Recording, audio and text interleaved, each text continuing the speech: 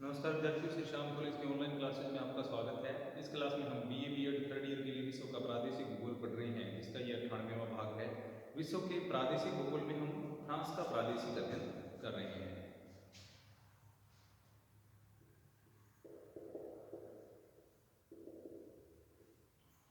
France के प्रादेशिक अध्ययन में हमने फ्रांस के उपसागर और अपवाह तंत्र जो है उसके बारे में पढ़ लिया था। अब आगे अपवाह तंत्र के बाद आता है फ्रांस की जलवायु।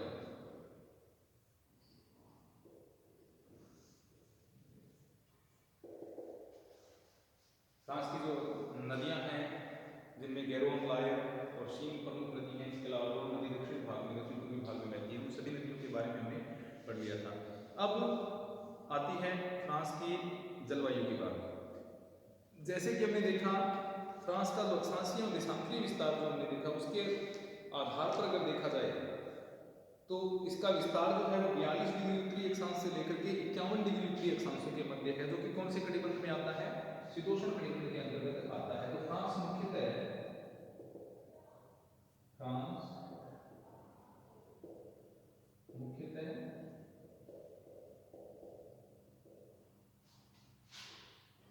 शीतोष्ण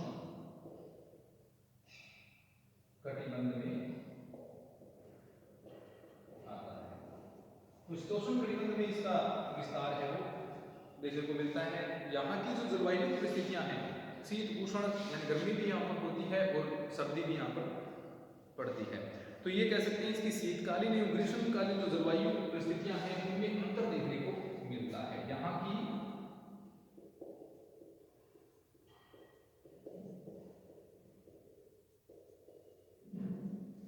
शीतकालीन एवं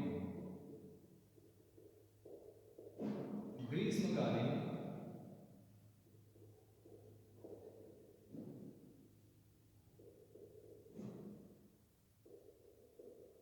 जलवायु परिस्थितियों में पर्याप्त अंतर देखने को मिलता है। अच्छा खासा अंतर है, यानी जैसे कि शीत ऋतु में फ्रांस का जो तापमान है वो 0 से लेकर के 10 डिग्री सेल्सियस के बीच में रहता है। कड़ाके की ठंड यहाँ पर पड़ती है।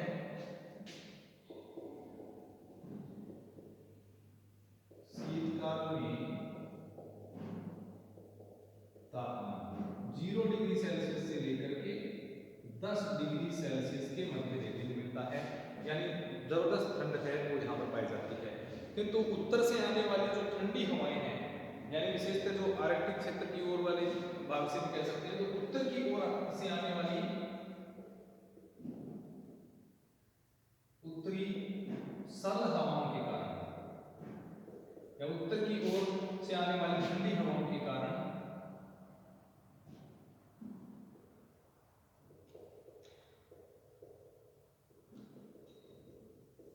इन उत्तरी सर्द हवाओं के कारण क्या होता है, यहां पर तापमान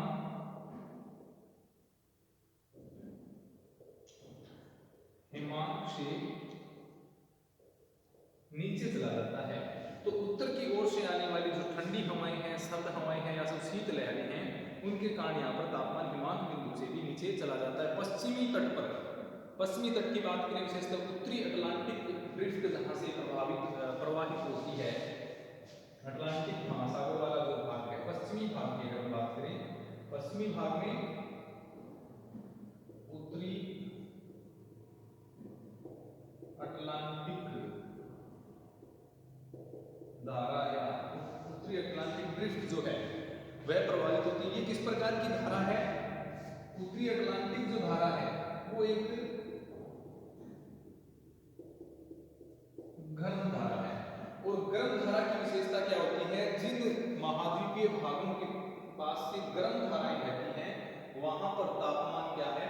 उच्च देखने को मिलते हैं। तो पश्चिम में, पश्चिमी तट पर उत्तरी अटलांटिक जो ड्रिफ्ट गर्म धारा जो प्रवाहित होती है, उसके कारण तटीय भागों का तापमान है वो ज्यादा नहीं गिर पाता। इससे यहाँ पर ये कह सकते हैं तापमान शीतकाल में भी थोड़ा उच्च बना रहता है आंतरिक भाग की तुलना में, क्योंकि यहाँ पर ये गर्म धारा जो है वो प्रवाहित हो रही है। तो इंग्लिश चैनल से दक्षिण वाला जो भाग है जहाँ पर ये धारा प्रवाहित हो रही है, उस क्षेत्र में यानी ये जो पश्चिमी तटीय भाग है फ्रांस का, वहां पर गर्म जलधारा प्रवाहित होने के कारण तापमान है वो थोड़े से उच्च देखने को मिलते हैं। तापमान है उसमें आंतरिक भागों की तुलना में थोड़ा सा ज्यादा तापमान यहाँ पर देखने को मिलता है। तो तटीय भाग में ज्यादा तापमान नहीं हो पाता। उष्णकटिबंधीय जो महासागरीय वायु राशि है उसका प्रभाव जो है वो पश्चिमी अटलांटिक महासागर से फ्रांस में ये प्रवेश करती है। कौन सी? महासागरीय, उष्णकटिबंधीय महासागरीय, यानी मैरीटाइम टेम्परेट जो क्लाइमेट है, उष्णकटिबंधीय महासागरीय वायु राशि, उष्ण कटिबंधीय महासागरीय वायु राशि, MT मैरीटाइम टेम्परेट। तो उष्णकटिबंधीय महासागरीय जो वायु राशि है, इनके प्रभाव से पश्चिमी हवाएं जो हैं वो अटलांटिक महासागर से होती हुई कहां पर प्रवेश कर रही हैं? फ्रांस में प्रवेश करती हैं, जो कि उष्ण एवं आर्द्र होंगी। ये हवाएं किस प्रकार की होंगी? उष्ण एवं आर्द्र, उष्ण एवं आर्द्र।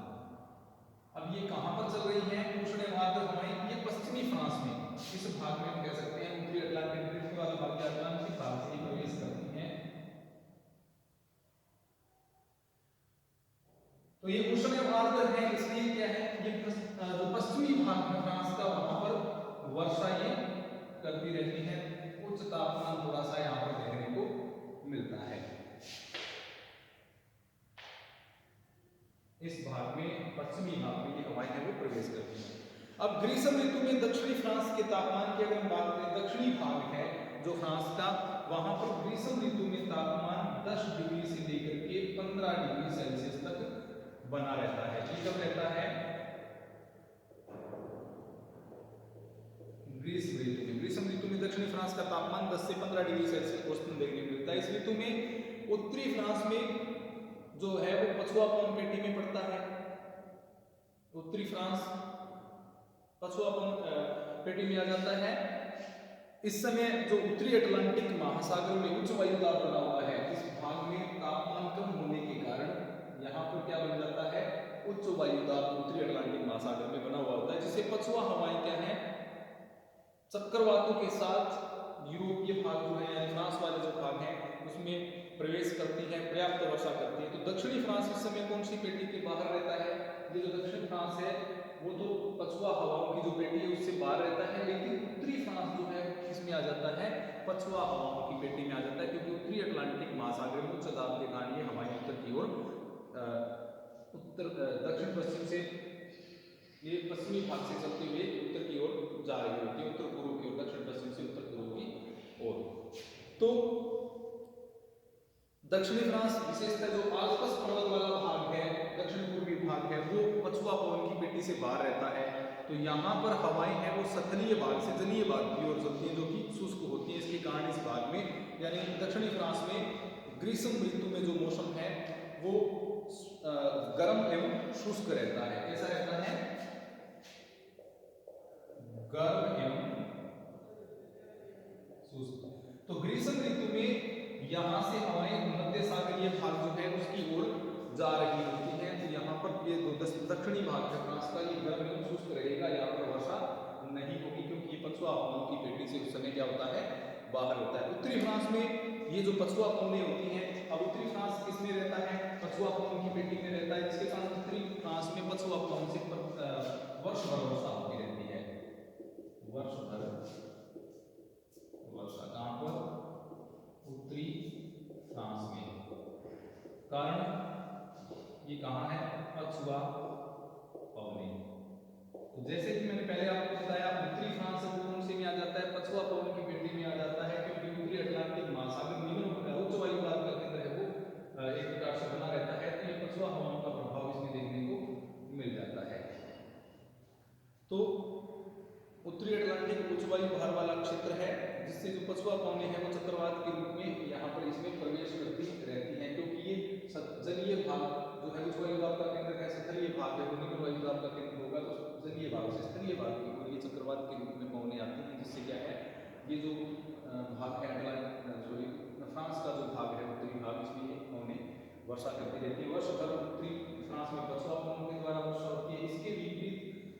दक्षिणी फ्रांस है वो पछुआ पवन की पेटी से बाहर रहता है। तो यहाँ पर जो आल्प्स पर्वत के दक्षिण वाला भाग है वहाँ से गर्म एवं शुष्क जलवायु वहाँ की रहती है, ये हमारी सतलीय वायु की ओर से जलीय वायु की ओर चलती रहती है। उत्तरी फ्रांस में पछुआ हवाओं से वर्षा होती है। ये जो वर्षा है इसकी मात्रा ज्यादा कहाँ पर है? पश्चिमी भाग में अधिक वर्षा, पश्चिमी भाग में अधिक वर्षा होती है। इसके विपरीत ये जो वर्षा की मात्रा है ये पूर्व की ओर घट जाती है। यहाँ पर क्या है? कम वर्षा होती है, क्योंकि अटलांटिक महासागर से जो हवाएं चक्रवात के रूप में प्रवेश कर रही उच्च वायु दाब के कारण वो इसके तटीय भागों में ज्यादा वर्षा करती है। पूर्वी भाग की ओर इसकी मात्रा है वो धीरे धीरे क्या करती चली जाती है। दक्षिणी फ्रांस में अधिकांश जो वर्षा है वो कहाँ पर कब होती है? शीत ऋतु में होती है। यहाँ पर वर्षा कब होती है?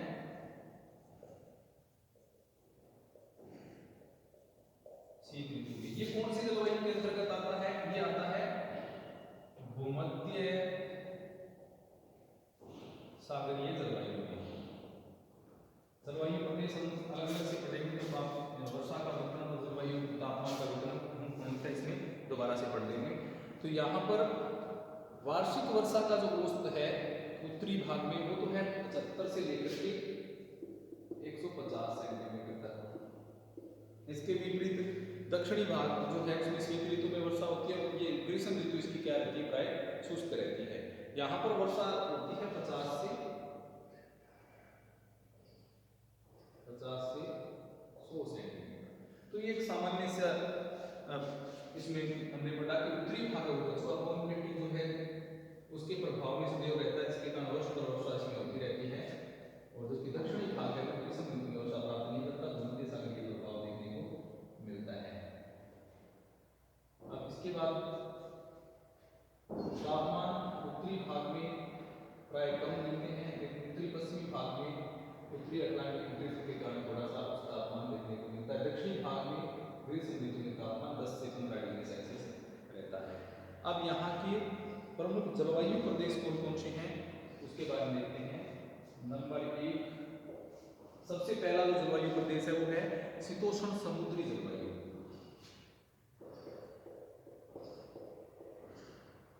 शीतोष्ण समुद्री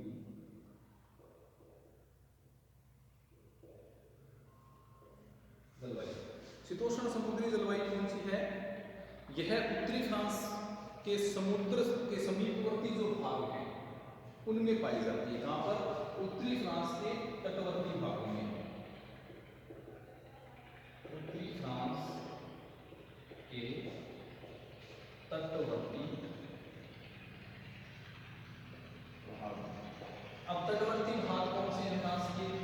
फ्रांस के तटवर्ती भाग इंग्लिश चैनल से लगने वाले, बिस्की की खाड़ी से लगने वाले, अटलांटिक महासागर से। ये वाला जो भाग है ये पूरा का पूरा कौन से में आ जाता है? तटीय भाग में आ जाता है। उत्तरी फ्रांस का जो तटवर्ती भाग है ये वाला है। यहाँ उसके बाद में इंग्लिश चैनल के बाद में बेल्जियम है, लग्जमबर्ग है, ये स्थलीय भाग आ जाते हैं। तो उत्तरी भाग जो विशेष तटीय भाग है इसमें शीतोष्ण समुद्री जलवायु पाई जाती है, जिसमें क्या है? जो वार्षिक जो मौसमी ताप अंतर है या वार्षिक तापांतर है वो कम पाया जाता है। तापांतर कम इसमें देखने को मिलता है। और वर्षा प्राय वर्ष पर होती है, जैसे कि हमने पहले भी पढ़ा कि जो उत्तरी भाग है विशेषतः पछुआ पवन की जो पेटियों के प्रभाव में रहने के कारण लगभग वर्षा वर्ष पर होती है, क्योंकि एक विशेष कारण ये बताया गया कि उत्तरी अटलांटिक में उच्च वायु दाब का केंद्र होने के कारण यहाँ चक्रवातीय वर्षा क्षेत्रों में होती रहती है। तो यहाँ पर वर्ष भर वर्षा भी होती रहती है। और वर्षा का जो औसत हमने देखा वो कितना था? यहाँ पर 75 से लेकर के 150 सेंटीमीटर औसत ये वार्षिक वर्षा है। तो जापान है फ्रांस का जो उत्तरी भाग है वहां पर शीतोष्ण समुद्री जलवायु पाई जाती है। तटवर्ती उत्तरी भागों में जो कि अटलांटिक महासागर और इंग्लिश चैनल के आसपास के क्षेत्र हैं वहां पर शीतोष्ण समुद्री जलवायु देखने को मिलती है। वर्ष भर यहाँ पर वर्षा होती रहती है। 75 से 150 सेंटीमीटर औसत वार्षिक वर्षा होती है और जो तापांतर है वो कम देखने को मिलता है। इसके बाद में दूसरा जलवायु प्रदेश देखते हैं। पहला शीतोष्ण समुद्री जलवायु हो गया, उसके बाद में दूसरा है शीतोष्ण महाद्वीपीय जलवायु। शीतोष्ण महाद्वीपीय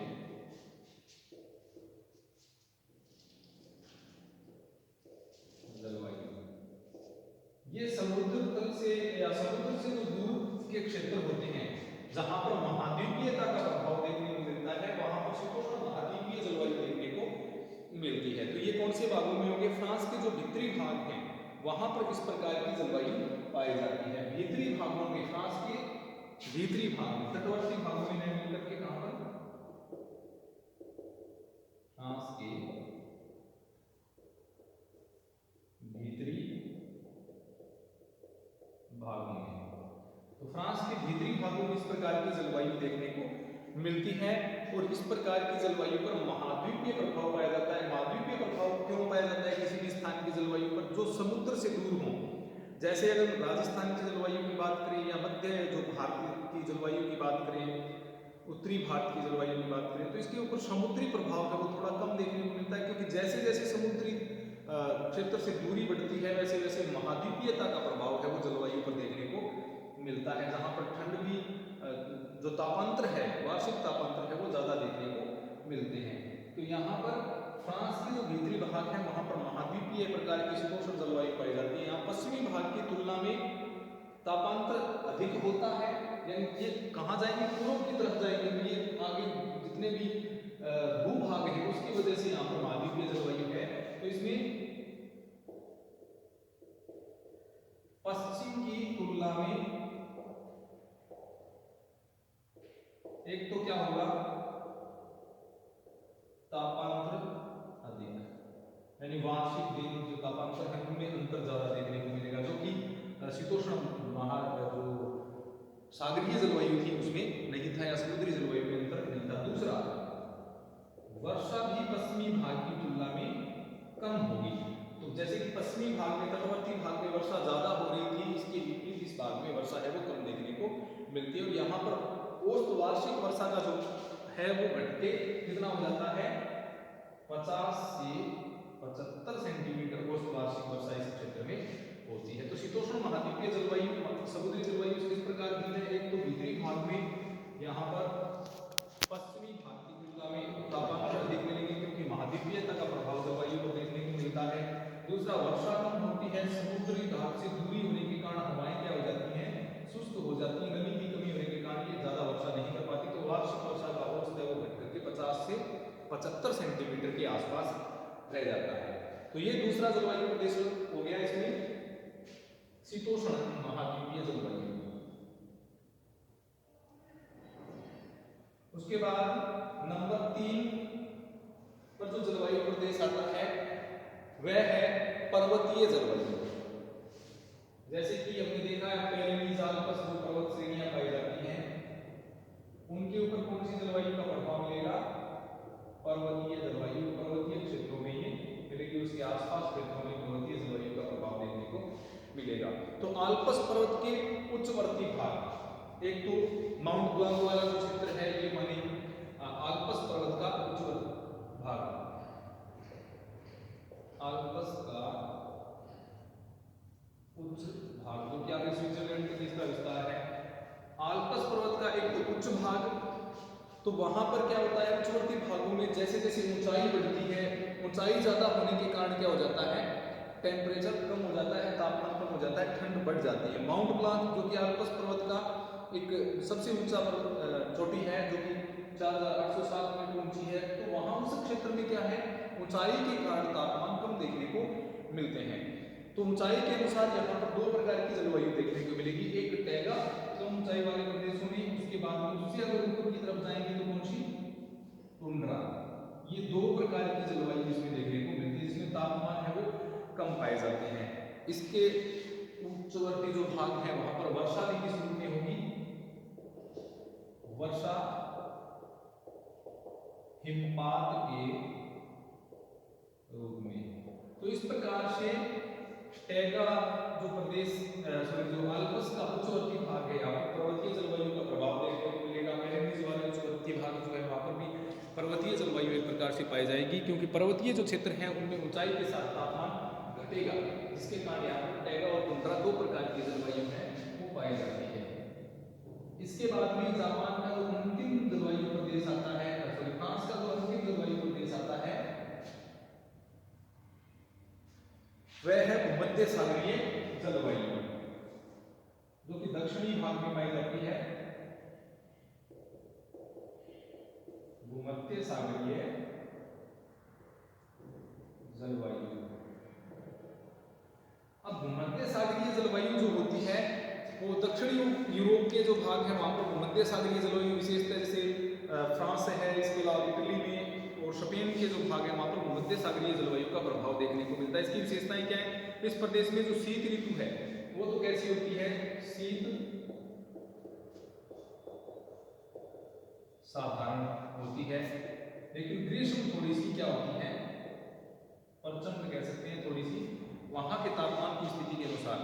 तो शीत ऋतु में सामान्य ठंड पड़ती है, इसके अलावा पछुआ हवाओं से वर्षा होती है। शीत ऋतु साधारण वर्षा पछुआ पवनों द्वारा, पछुआ पवनों के द्वारा शीत ऋतु में यहाँ पर वर्षा होती है। ये जो प्रदेश है विशेषतः भूमध्य सागर के आसपास वाला प्रदेश, दक्षिणी भाग जो है वहां पर भूमध्य सागर की जलवायु देखने को मिलती है। शीत ऋतु साधारण होती है, ग्रीष्म ऋतु है वो थोड़ी सी कठोर होती है, या हम ये कह सकते हैं कि थोड़ी गर्मी है वो ज्यादा पड़ती है। और ग्रीष्म ऋतु कैसी? प्रचंड के साथ साथ इस प्रकार की होती है, शुष्क होती है। जैसा कि हम जानते हैं भूमध्य सागरीय जो जलवायु होती है वहां पर पछुआ पवनों के द्वारा शीत ऋतु में वर्षा होती है, ग्रीष्म ऋतु वो कैसी रहती है? शुष्क रहती है। CS प्रकार की जलवायु होती है। औसत वार्षिक वर्षा है वो इस क्षेत्र में लगभग 50 से 200 की, यानी उत्तरी भाग की तुलना में, उत्तरी पश्चिम भाग की तुलना में कम है, लेकिन 50 से 100 सेंटीमीटर औसत वार्षिक वर्षा यहाँ पर होती है। तो ये जापान के चौथा जलवायु प्रदेश हो गया भूमध्य सागरीय जलवायु प्रदेश। भूमध्य सागर के आसपास, सॉरी जापान बोल दिया मैंने, फ्रांस के ये जलवायु प्रदेश हो गए। फ्रांस के जलवायु प्रदेशों में चौथा जलवायु प्रदेश भूमध्य सागरीय जलवायु प्रदेश है। दक्षिणी भाग जो है जहां पर भूमध्य सागर के साथ फ्रांस की सीमा लगती है वहां पर इसमें 50 से 100 सेंटीमीटर औसत वार्षिक वर्षा होती है। और वर्षा कब होती है? शीत ऋतु में। ग्रीष्म ऋतु है वो शुष्क रहती है, प्रचंड रहती है। शीत ऋतु साधारण होती है, पछुआ पवनों के द्वारा यहाँ पर वर्षा होती है। तो ये थे फ्रांस के जलवायु।